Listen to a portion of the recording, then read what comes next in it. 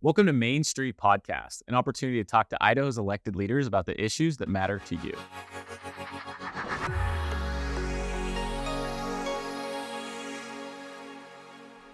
Hello, everybody, and welcome. I'm Brennan Summers, and I'm here with Representative Stephanie Mickelsen of the Main Street Caucus. Representative Mickelsen serves Legislative District 32, Seat A, correct? That's correct, Brennan. Thanks so much for being here, Stephanie. We appreciate it.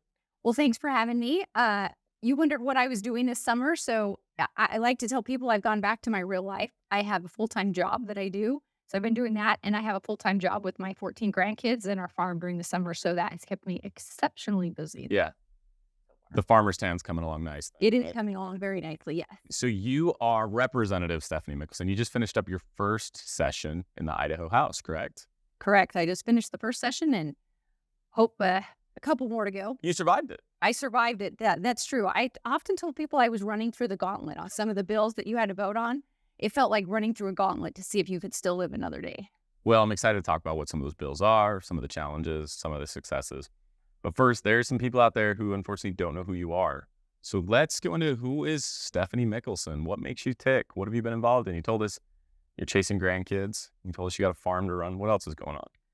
So I've been involved in the water world, and the water world's kind of been for groundwater in this area for quite some time. So that keeps me busy. We've had some real hard challenges so far this year. I also am CFO for Mickelsen Farms, which is my full-time job, my real life, as I like to say. I also like to do a lot of gardening and reading and some of those kind of things that I didn't get to do during the session. So that's what I've been doing in my time. Fantastic. Married to Mark. Married to Mark. Yep, you're better. 35 years. Whoa, 35 years. How many grandkids? 14. So the big cutting edge question is, which is more difficult? Serving in the Idaho legislature or chasing 13 grandkids? 14. 14. I think sometimes chasing the 14 grandkids. I had my daughter here for 2.5 weeks, and I was like, I needed a break by the time she left home. It left my house because it was making me tired. Yeah. I so love my little grandkids, my littles as I call them. So you'll let Speaker Moyle know your job is way more difficult than his when it comes to getting everyone in line. That's exactly right, especially when you're talking 14 kids, 7 and under. So why does somebody who's out running a farm, chasing grandkids, decide, you know what? I think I'm going to go spend a few months of the year in Boise and deal with all of the drama that comes with that? You know, Mark and I talked, and it was in December before we had a file. I had a file in March. And one of the things that we really talked about was how blessed we'd been by this community that had been around us, and that it was our time to kind of give back and to do our part, to make a difference, because, you know, we've sat on the constituent side, but it was time for us, and when I say us, because it's sacrifice for both of us, to go do that. And so we decided that I would run and give back some time to our community that's been so good to us. Right. So you didn't just wake up one morning, though, and decide, because you and Mark have been involved in the community for a while. Farm Bureau? Maybe walk through what type of things you've been doing with the Farm Bureau. So in Farm Bureau, I'd served as a women's chair, then a county president, then I'd served on the state board. I'd also served as a Republican women's president for a couple of years. I've also been a PCO. I've worked on multiple campaigns. My first campaign I ever worked on was Butch Otter's when I was in high school, and he was running for lieutenant governor. Whoa. And then I worked on Brad Little's when he was lieutenant governor for the first time. So I've been involved in campaigns and in the community for quite some time. So you know the political world. Yeah. I do. Education world. Tell us about your role with the community college. Well, I got to back up. First off, I started as an art mom for all my first graders when they were first grade. And then I would sit on some community, the district would have like planning committees, things like that, and strategic planning. And I did those. But then when I had an opportunity to support the community college when it came out, it was really important to me, because so many kids, you know, they need a skill set and aren't necessarily wanting to go to a four-year college, can't afford to go to a four-year college. So I came out early and upfront about my support for the community college, and I continue to support that. And so as a result, I was one of the first 5 inaugural trustees and the vice chair of the board for the 5 years that I served on the community college board. So education is highly important. For some, the community college is a no-brainer, right? Makes sense. A lot of people have gone through it, have been success stories from it, but there was some opposition to it. What was the leading cause why people did not want to see the College of Eastern Idaho come about? I think there were those people in the community that felt like the cost was too much. which I don't think you can do enough to invest in the future generations, because those people, if you make an investment in them, eventually that investment pays back a lot more over time, because they become contributing members of society with a good tax, with a job. So then they can become taxpayers, and they can, then pay it forward for the next generation. You sound like a Republican. Teach a man to fish. Don't give him the fish, right? Yeah, that's exactly right. And, I think the community college and how far it's come, some people, the detractors, will say, well, they haven't met all their goals, or they don't have quite as high of enrollment as they planned. But in many ways, they have met all of their goals, and they're continuing to work on that. The different types of degrees that they have within that college meet the demand that's for careers in our area. And more than ever, as the site continues to grow, we need to have that feeder from the community college to the jobs that fit the site out here. That is a perfect segue into maybe, and I don't want to put words in your mouth, but maybe one of your bigger legislative accomplishments, Idaho Launch. Oh, yeah. Idaho Launch was fantastic. It gives $8,000 for students that are going to go into in-demand fields. There's going to have to be some skin in the game where they're paying for a portion of it, and they're going to have some oversight, and they're going to have to make sure that they're, getting good grades and doing the right things. But anytime we can invest in future generations, and if they'll make their contribution, it's a win-win for everybody. So walk us through what your role was in Launch. I mean, start to finish. Somebody came to you and said, the governor this was one of his big priorities. How did this come to be? Because it was close at the end, right? Right. It was. Well, what came to be is the governor just asked for a meeting, so I didn't have any idea what the meeting was about. But I went in there, and he explained, that he wanted to start this program. This program can always end if it doesn't work correctly. It can just not be funded by the legislature if we find that it's not, working the way that we had hoped. But he pulled me in, asked me, how it was going, and then proceeded to ask for my support on Launch. So that's where I came down. And once I make a commitment, I tend to follow up with I do follow up with my commitments. Other people had made commitments, and then they turned on those commitments. But I like to be a person that when I say I'll do something, that I do it. So my word is my bond.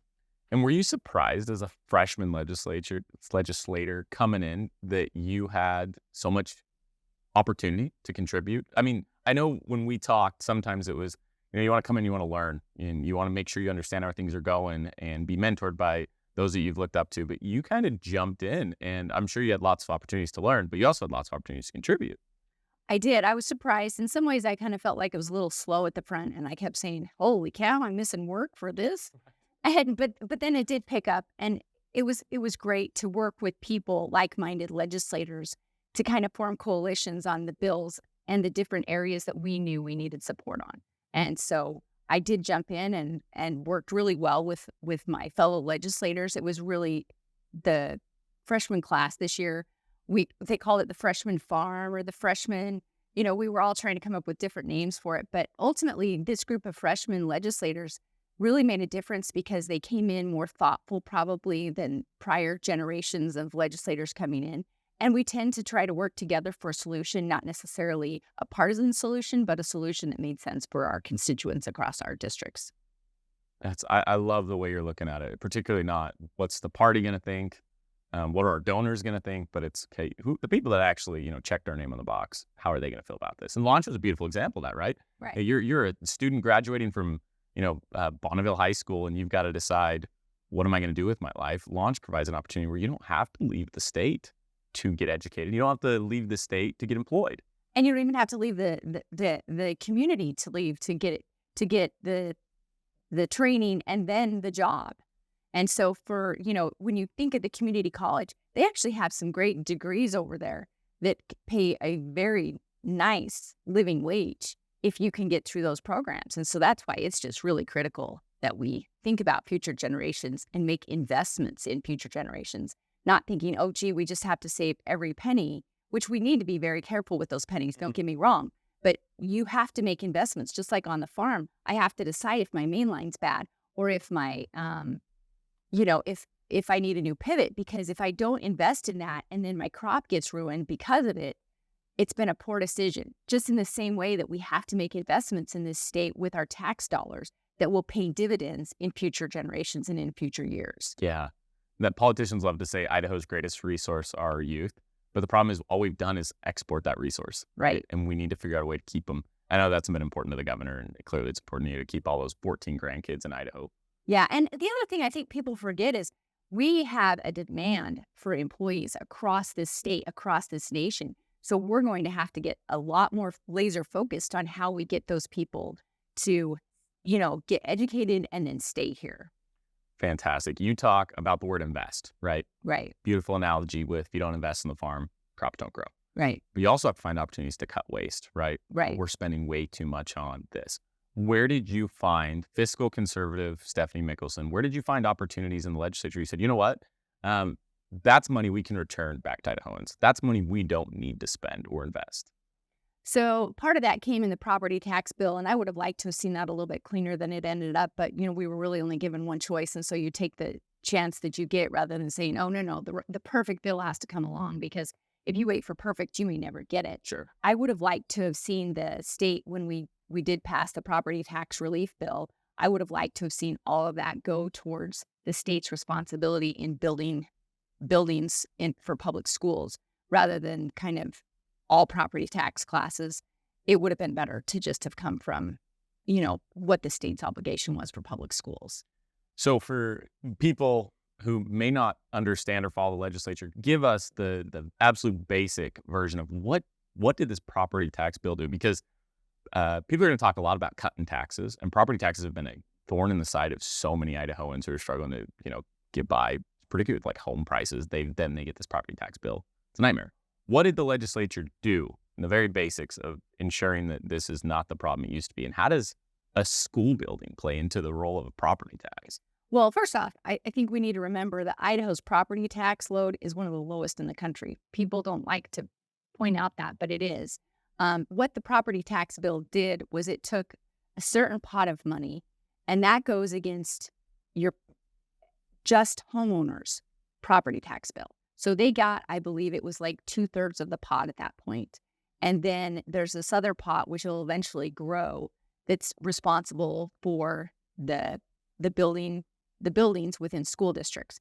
And so our local school districts, their property tax goes to pay for their buildings and for their any excess above what the state gives them. But this specifically only goes towards buildings for those communities. So if you have a district that needs to eventually build a building, if they don't have any bonds or levies out there that relate to buildings, they can actually bank this money and then use it for buildings in the future. So they don't have to run the bond to ask for more money in those situations. Yeah. So there are some districts, there's one or two districts across the state that don't have any bonds for buildings right now. I know District 91 here has a very minimal amount, and they're about paid off. So they could start banking that money to, for our new high school, which they need, or they can use it against when they go to bond to have this pot of money helps with their rating to get their bonding too. All right. A complicated issue. Make it easy. It looked like a spaghetti bowl. When you looked at all the parts and pieces on the property tax relief bill, it looked like a spaghetti bowl. Do you think in the coming session there will be opportunities to address it further? Or is that kind of an issue that everyone's put to bed?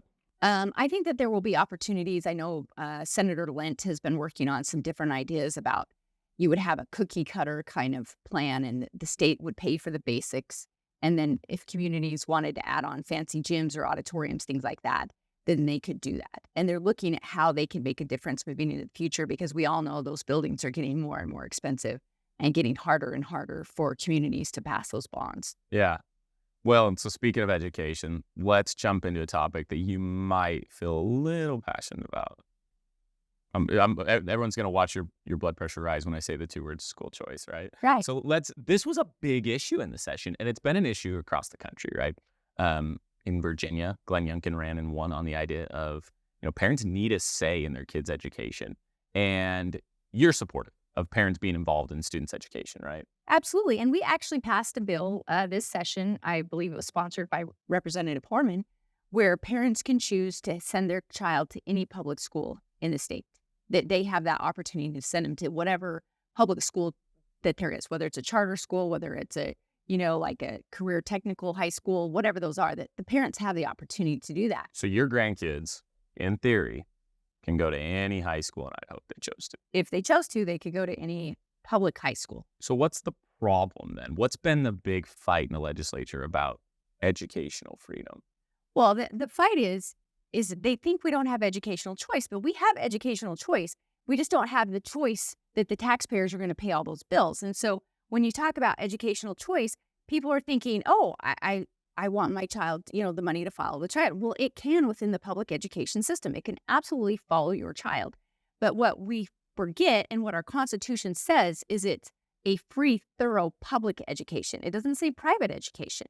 And so when educational choice comes up, everybody's like, as a catchphrase, they think that's fantastic. But then when I say, oh, well, do you want to, as a taxpayer, subsidize, say, the school of the satanic cult?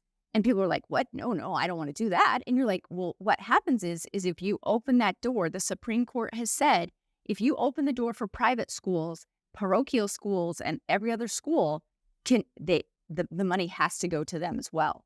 So in other states, for example, Indiana, the biggest beneficiary of this school choice and this vouchers, if you will, it's actually vouchers, is the Catholic Archdiocese. And in Florida, they started a program. The first year it was $130 million. Within 3 years, it was $1.3 billion. And so what happens is then it boomerangs back to the county or to the district level. And then counties and districts are having to go back out and levy to even be able to meet payroll, because what you're happening is the cream of the crop's coming off the top. And then the public school system has to have the hotel load for any kid that might want to come into their system. They have the children with great needs that need to be educated, and they're left with not enough budget to handle those demands that they have. So we have choice. We have choice for people to homeschool. We have choice for people to take their children to public education or to private education, and we have a choice for them to be in the public school system. We just don't have the means whereby the taxpayer is going to be on the hook for somebody to take their child. And do we want to, as taxpayers, pay a parent $8,000, $10,000 a kid to homeschool them and not have any requirements? I don't think so. This is an issue that people have strong opinions about, right? Right. So what do you see on the other side of this? The people who are very supportive of a voucher-like system, what were the arguments they were making to you as to why this was so necessary that you support this legislation? I think their thing was, well, I should get to have a choice. And I think that they do. I just don't think that they get to have the taxpayers pay for those choices. I think we've come into a world where, I want to do whatever I want to do and I want somebody else to pay for it. Well, that doesn't really work. And the public education system won't work if we do that. Some concerns that I'd heard from parents about this was, yeah, we like the idea of people choosing where they get to go to school. But the concern was, if the money is going with the student to a private institution, where's the regulation? How comfortable are we with the government coming into private schools and saying, well, did you teach the student these types of standards? Did that come up in is the money actually going to make it to the schools? Our homeschool parents, how do we check that they're actually spending this type of money on the student? Is there opportunities for a lot of waste and fraud here? I think that's the biggest problem, is I think you have a lot of waste and fraud. If you're going to take money out of the public education system, because currently within the public education system, we have testing. So we have an idea about where the deficits are, those kind of things. If you just hand money to private homeschooling right now in our state, we do not have if you homeschool your kid, we don't have any requirements. They don't have to pass any tests. They don't have to have any certain curriculum, nothing, right? So the homeschool organizations have actually said, we don't want this, because they don't want to start being regulated, just in the same way that a private school does not want to be regulated by the state. And I think that if you're going to spend state taxpayer dollars, you're going to have the very same requirements, including the attendance requirements, and also them having to take everybody that wants to be there. Yeah. Isn't that the most fair way? Right. That's right. what I would think. So you voted against any kind of voucher program, correct? Well, I didn't have to vote against any of it, because the Education Committee did not allow any of those bills through, because they felt like that they all had significant flaws. And that was very frustrating for some people that were putting forth those bills. There was one bill that came to me in the rev and tax, and that was to have a tax credit for parents that homeschool their children or private school. But the question I had is how much is this going to cost us, and where are the standards that they have to meet? Right. And so, and it was at the very end. Representative Raymond said, "I'd like to," because the guy said, "Well, I think I can jump through all the hoops and get this through." And it was like within a couple of days of us getting out of session, and we were specifically told all bills had to come to us prior to that. So I voted no. And Representative Raymond voted yes, just because he said, "I want to see if it can make it through all these hoops." Yeah. It's interesting how it could have turned into such an expensive price tag for the taxpayers, but the people who are supporting it are the same ones who are criticizing launch for its price tag, right? Right. That's funny that way. Let's talk about, so you mentioned kind of slow getting started, but then it got going and yet everything thrown at you. Now you've got a little bit of a break in terms of this session. What are you working on now, and what are you getting ready to address in the upcoming session? So a couple of the things that I'm thinking about addressing, one of them I know for sure I'm going to address, is I want the transparency in election donations and inputting of money, dark money from out of state. So currently there's a line in code that specifically says that if you're out of state, then you just have to do it by I think the end of the year or something. Well, the problem is if you're running for office and all of a sudden you have all this trash mail coming into you, right? Or, into your race, and somebody's trashing your reputation, it would be nice to know where those dollars are coming from and who's doing that. So you can address those, those negative flyers and that negative input that's coming into a campaign. But right now it's a free-for-all for them as long as they're an out-of-state group. So what would stop me from going across state lines into Wyoming, forming some sort of a PAC thing, and then funneling money through there to trash my opponent? There's nothing, right? So I think that if we want to have good, fair elections, it starts with knowing where the money's coming from in those campaigns on both sides, because it's like the educational freedom money. Nobody's known where that money's coming from, who's funneling that, who's paying for that. I had a billboard that came up against me just in the last couple of weeks, and it was who's funneling this, who's paying for it. I couldn't find out anything. Right. So as Idahoans, we should be concerned that, billionaires out of Silicon Valley are pouring money into our state, trying to get their views kind of pressed into our legislature through that money. Yeah. Absolutely. Yeah, I love that. Water's been an interesting issue. What do you see? Sounds like a big announcement's been made recently. Do you see water issues coming up in the next session? I absolutely see water coming up in the next election. I don't think most people have been engaged enough to realize that there's been a big water problem. So you have the lower canal companies from the lower valley. When I say lower valley, I mean out of the Magic Valley, which is Twin Falls and that area. And they felt like that they had been, shorted on their water. So they have made calls against the groundwater users clear from Twin Falls, clear to the Montana-Idaho line. And that has caused a lot of problems. In fact, the director issued an order in April that he was going to shut off 700 to 900,000 acres so that those canals could get 75,000 acre feet of water. Well, then yesterday he came out and said, "Oh, oops, I made a mistake. Really, there is no shortage, but you had to have everything in place in April, or otherwise everybody was going to get shut off." So we need to really start probably taking a look at what is beneficial use. And when you're talking about shutting down 900,000 acres of irrigated farm ground, when we have food shortages across this country and across this planet, I think we've got to figure out how to be more efficient. We have to recognize and target that every drop of water in the state has to be well used and used correctly. And currently, there's no incentive in the first in time, first in right priority system to make sure that the senior is using their water appropriately before they make a call on the junior. We also have some problems with the department itself. Instead of going through the promulgated rules process, which is what every agency is supposed to do, they just have internal memos. So as a water user, and you go in and you want to, file to change some things, you're never sure what the playing field is because it's constantly shifting. And so we need to look at some of that. We also need to look at making sure that everybody has to have efficiencies in their system to make sure that Idaho doesn't have a race to the bottom like the Colorado River. Sure, sure. Well, I think there's two types of people in the world. There's the people that when you say water issues, they tone out and fall asleep. And then there's the people who jump out of their chair. And so maybe there's room here for you to be able to, maybe there's an op-ed in the works for you to kind of communicate to the public the importance. This is a complicated issue, but it's so important, right? Well, I think everybody thinks it's a farming issue, but what most people didn't realize was that it actually affects every single city from the Twin Falls area clear up. Sure. So you have the city of Idaho Falls, the city of Pocatello, you have all these different groups that are going to be affected. It's going to affect the ability of the site to grow. It's going to affect the ability of the city of Idaho Falls to grow, right? So if we don't figure out and solve this problem somehow, we are basically shutting down the economic activity of the entire Upper Valley region. Right.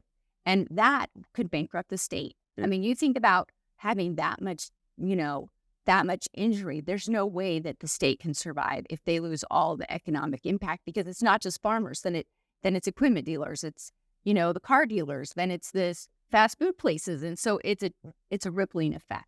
Yeah, agriculture just touches everything in Idaho. It's not just the guy with dirt on his boots. It affects all of us. My grandpa would always say, whiskey's for drinking, water's for fighting. And we're seeing that right now in the state. So Right. And I think we need to come together and figure out a solution, because what they did in the Colorado River system is they didn't, when they had times of plenty, they didn't, masterfully use that water. Sure.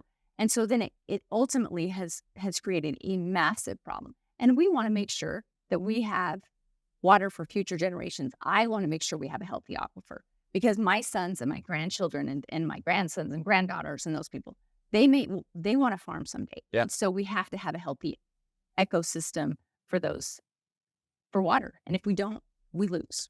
Water, big issue, not just a farming issue. Love that. When it comes to a farming issue, you wrote an op-ed recently kind of criticizing the federal government allowing foreign entities coming in and purchasing up farmland. That's something I don't think most Idahoans knew was happening, that you've got other countries coming in and buying farmland. What's the motive behind there, and why is that something that you want to get your hands on?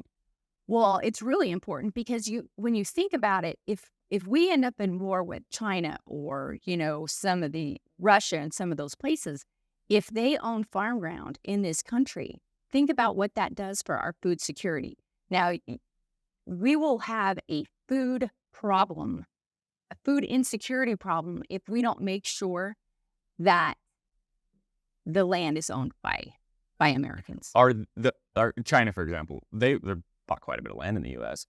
China's been going across the planet buying up natural resource things all across the They're planet. buying it just because it's a good investment, much like stocks, or is there maybe some other motives on why they might be purchasing the land they're purchasing? Well, in some places where they have been purchasing ground, it's actually next to very sensitive intelligence, like operations of the United States government or our military bases, those kind of things.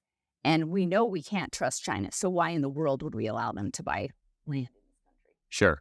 Especially when they're taking their balloon tours across our country. And Right. Absolutely. And Russia the same way. I mean, and what's to stop them if they own the farm ground? If we got into a war with them of coming in and saying, well, the crops off that ground, they come to China. Yeah. Or they come to Russia. Yeah, it's something that I think the federal government's looking at working on. It looks like the administration hasn't made it a priority, and kind of move into that topic. How would you rate the current administration? Are you, as an Idahoan, as a small business owner, as a conservative legislator, where are you frustrated with the president right now? Well, I'm really frustrated because, for one thing, I think the amount of regulation that's coming out of this administration is just phenomenal. And WOTUS was a great, which was Waters of the United States, a great ruling that came out of the Supreme Court that basically said the federal government cannot control everything, every drop of water across this country. And so the Biden administration has done a very poor job. They've done a poor job on figuring out this immigration issue. We all want safe borders, but we can't have safe borders if we have executive orders to bypass legislation passed by Congress. And we need to figure out a guest worker program that makes sense for people in this country, because if you've eaten food in the last day or so, you've probably had food that's been touched by a foreign worker. no question. So the H-2A wage program, they're supposed to set the wage like in December. Well, they came out in February or March. It was during the legislative session. And the wages that farm workers were going to be paid in Idaho if they drove any kind of truck over 26,000 pounds went from $16 to $26. So needless to say, I talked to our congressional delegation. They're working on it. I know Senator Crapo is working on a specific situation where they're going to have to go through Congress before they do those kind of things because they're basically bypassing Congress by all their regulations through age. Right. And it's just been a pile of things that the Biden administration seems to be throwing at us. And the question I always get is, who's running this office? Because Biden seems to be so asleep at the wheel. Hopefully, we can get a Republican elected in the next cycle. But here at home, there seems to be some challenges with the Idaho Republican Party. You, as an Idaho Republican, you've kind of expressed some things that you're disappointed in with the party and ways that we may be able to improve to elect more conservatives throughout the state and the country. What are some things right now that we need to improve on as an Idaho Republican Party? Well, I think first off, the Republican Party is supposed to help and assist. I don't think they're supposed to control. And so I think that they've lost their direction as to where they are supposed to actually, what their role is. And if all they're going to do is tell legislators how to vote, they just will have robots in our seats rather than making us go move to Boise for 3-4 months of the year. We forget too that voters vote for candidates and they choose those candidates. And if our Republican Party gets to be this purity party, they're going to have less and less Republicans in the state. They're going to have less and less people want to be engaged in the process. And the Republican Party right now in the state of Idaho is trying to usurp the power of democracy with the voters and letting the voters choose and letting the voters decide. They're trying to go to a Republican caucus, and they're going to blame that on the legislature when, in fact, it was Dorothy Moon who came in and killed the bill that could have fixed that problem. And so she wants to go to a caucus system because ultimately they want a very small group deciding who we support for a presidential candidate. They want to remove the voters at every turn in the road, and that's wrong. Yeah, so a lot of things coming out of the Republican Party right now in Idaho that you're finding, frustrating, I guess, for lack of a better term. They're censuring me on a bill that I didn't even know that they were taking a position on, right? And that bill, if you read the bill, there were significant problems with that bill. So am I supposed to vote the way the party tells me, or am I supposed to vote the way my constituents tell me? And so answer that. When you're there voting, what's the first thing that comes to your mind when you're hearing legislation? Is it, I need to call the party, or do you go to your voters? My first consideration is for my voters. I actually will call people within the community that are, my constituents. I get lots of emails and I read those emails. And then, then I take a look at what's in the bill and I say, is this constitutional? Is this going to work for, the people in my community? And one of my guiding principles has always been that government closest to the people is best. And so specifically on the bill that they are, coming after me for, it's a local control issue. Local boards, local people pay for those libraries. Local people are the ones that should, contact the library boards and have them do something different if they don't like what's going on. Instead of it being a top-heavy, top-down decision, it needed to be at the community level. That's one issue that next time we'll have to get much more in detail on. As we're running short on time here, I kind of want to give you an opportunity to talk. Next session, any priorities on your list? What are some things that are keeping you up at night as a legislator, as a representative, that you're thinking, we got to do something about this? We've got to do some stuff about mandatory minimums for fentanyl dealers. We have to do some work on people that abuse children, right? Right now, it's very discretionary towards the judges. So either we've got to start, outing the judges that are handing, these sentences that are, basically slapping somebody on the wrist. But we've got to make sure that people that are hurting children have some minimums so that they stop doing it. And we know that the damage that they do to these children doesn't just stop with that child, it's generational. So we've got to get this, we've got to do something to protect our children in the state. Sure. Well, anyone that knows you knows that you're not scared to take on a fight, that you're always going to speak your mind, and we're glad that you're able to come here and talk to us today. Any last words you want to share with the voters out there? No, I just think that I appreciate the voters. I appreciate their contacting me. I appreciate the dialogue that we have, and I appreciate that every dialogue or discourse that I've had that although we may not always agree, it's been awesome to see how respectful people can be in having and communicating what their needs are as a voter. Sure. Well, thank you so much for being on. We're going to let you get back to the farm and the 14 grandkids to chase around. Stephanie Mickelsen, Idaho State Representative, 32A. Thank you for joining us today. We'll have Stephanie back undoubtedly to talk about more of these issues. Thanks, Stephanie. Thanks, Brennan.